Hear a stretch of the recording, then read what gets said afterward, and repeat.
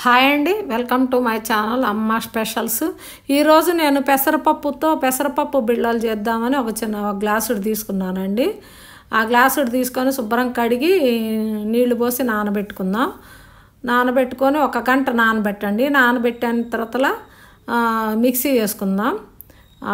దాన్ని పప్పుని శుభ్రం కడిగి మళ్ళీ వడపోసి నీళ్ళన్నీ తీసేసి గట్టిగా రుబ్బుకోండి. కొంచెం మరీ గట్టిగా రుబ్బుకోండి. మరి నీళ్లు పోయకండి, ఆ వంతునే మెదిగిపోద్ది. నేను నీళ్లు పోయలేదు అసలు. దానికి సరిపడా ఒక గిన్నెడు రవ్వ పోసుకుందాం, జీలకర్ర వేసుకుందాం, వాము కొంచెం నలిపేస్తే పప్పు బిళ్ళలు బాగుంటాయి అన్నమాట. కొంచెం సరిపడా ఉప్పు వేసుకుందాం, కారం కూడా కొద్దిగా వేసుకుందాం సరిపడా. పెసరపప్పుగా అందుకొని కొంచెం కారం పట్టుద్దులేండి. బొంబాయి రవ్వ అంటారు దాన్ని. బొంబాయి రవ్వ సరిపోయింది, నేను పోసింది కరెక్ట్ సరిపోయింది. కొంచెం గోధుమ పిండి కూడా వేసుకుందాం మళ్ళీ, ఎందుకంటే అచ్చం రవ్వే అంత రాదనమాట. చపాతీ ముద్దలాగా కలుపుకోవాలి ఆ గిన్నెడు గోధుమ పిండి వేసి. అందుకని ఇంక అది ఒక 10 నిమిషాలు నానబెట్టి ఉంచితే నూనె వేసి కొద్దిగా మూత పెట్టి పక్కన ఉంచామనుకోండి, ఇంకా తరతాలు తీసి మనం చపాతీ ముద్దలా చేసుకొని చిన్న ముక్కలు కట్ చేసుకొని బిళ్ళలా కొత్తుకొని వేసుకోవటమే మనం.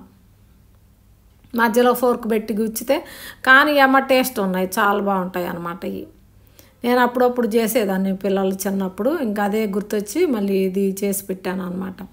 స్కూల్ నుంచి వచ్చేసరికి బాగా ఎర్రగా కానివ్వండి ఎప్పుడైనా సరే, అది చిన్నగా దాంతో నొక్కి మనం ఇదే లేకపోయినా చేతితోటైనా నొక్కోవచ్చు. కానీ నేను చేత్తో నొక్కితే షేపులు రావని ఇట్లా నొక్కాలండి.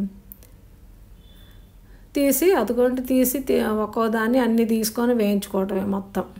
సిమ్లో పెట్టుకోండి, నూనె పెట్టుకొని ఆ నూనె వేడెక్కాక మరీ నూనె కాలకూడదండి. కాలితే ముందు పైన నల్లగైతే కానీ లోపల దాకా వేగామన్నమాట. కొంచెం మనం ఏంటంటే అవి మరీ వేడి కాగతలకి వేసామనుకోండి ఇంకా బాగా లోపల దాకా వేగుతాయి. మరీ హై పెట్టకండి, సిమ్లోగా కాకుండా మధ్యస్థంగా పెట్టి వేయించుకోండి. మంచిగా ఎర్రగా అయిందాక వేయించుకోవాలన్నమాట. అవి తిప్పుకుందాం, ఇంకా తిప్పుకొని అవి కూడా వేయించుకుందాం మొత్తం. కానీ టేస్ట్ బాగుంటాయి, హెల్త్ అంటే నూనెలో వేగుతున్నాయి. కానీ పిల్లలకి స్కూల్ నుంచి వచ్చేసరికి బాగుంటాయి అని పెట్టాను అనమాట.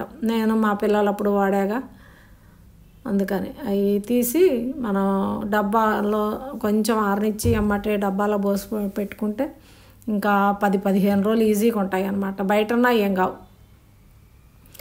పప్పు బిళ్ళలు రెడీ అయినాయండి, పెసరపప్పు బిళ్ళలు రెడీ అయినాయి. నచ్చితే లైక్ ఇచ్చి సబ్స్క్రైబ్ చేసుకోండి.